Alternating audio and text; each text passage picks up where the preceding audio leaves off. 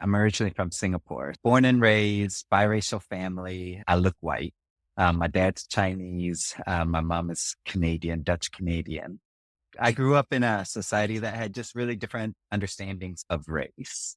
And we're a post-colonial country, Singapore. We very much adopted normative racial categories. So you had to fit in. You're either Chinese or Indian or Malay, or there was a category for others, right? There wasn't a space biracial folks or the like. I spent a lot of my life trying to be as Chinese as possible because that's how I was identified, right? The race of your father. On my little ID card, it says race Chinese, and people would look at me and be like, what? Who are you? So I have a lot of personal history of trying to fit into the messy categories that exist.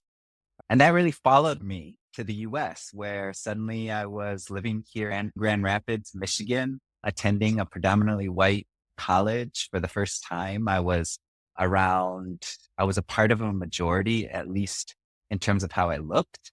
And I was socialized as such, even though much of my, as I mentioned, previous sort of racial and cultural identity had been trying to really separate myself from my whiteness and to try to be as Chinese as possible. So there's this really flip flopping dynamic as I came here that primed me, I think, in some ways for sensitivity around how race looks and feels and really the function of it here in the US.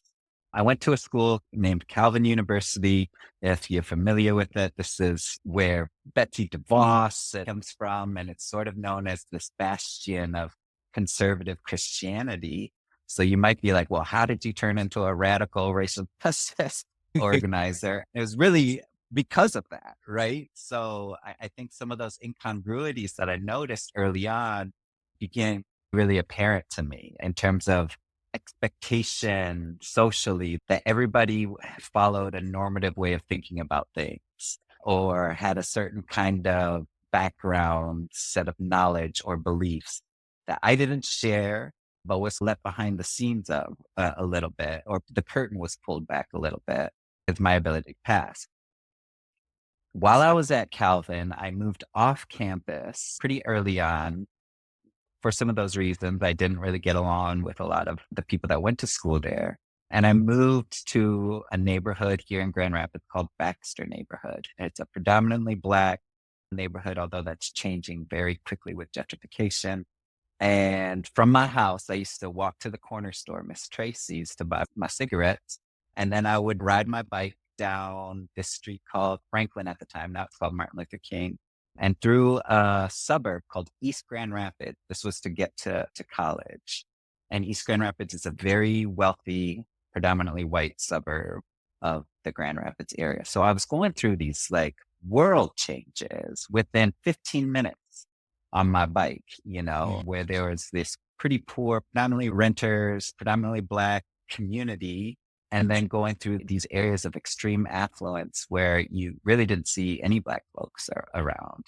And so just from a social landscape perspective, this became really interesting to me.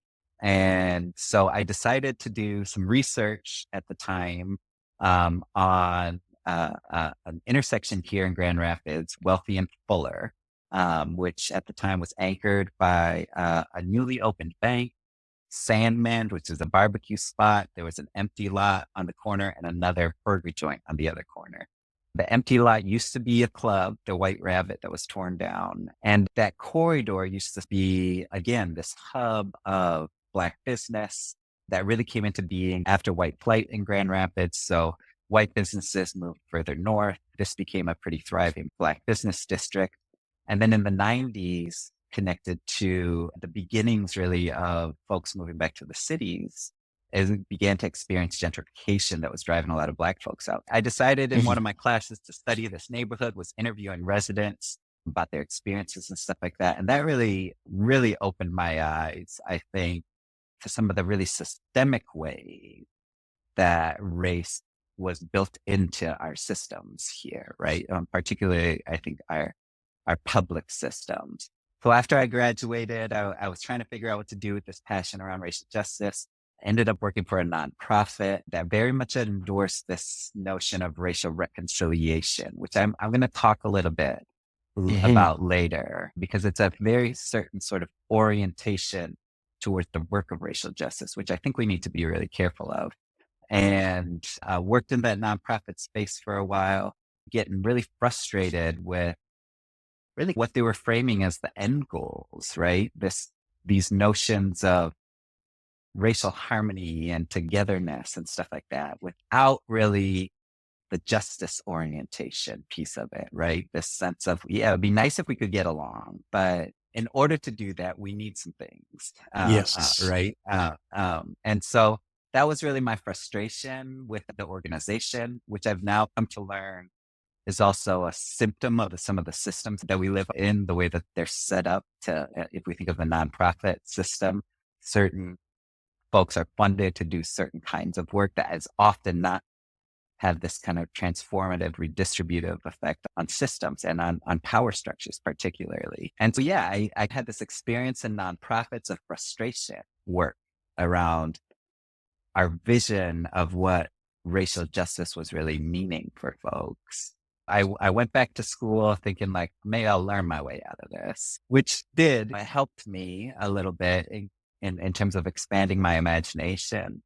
But then really I coming back to Grand Rapids after going back to school, realizing like, what we really need to be doing is building, and I'll talk about this a little bit more, beginning to build some power in this space to get at that kind of transformative, redistributive aspect of racial justice that I felt was missing from the local conversation here in Grand Rapids and the local set of practice that was Mhm. happening here in Grand Rapids. And my expertise and experience was cited within schools and education.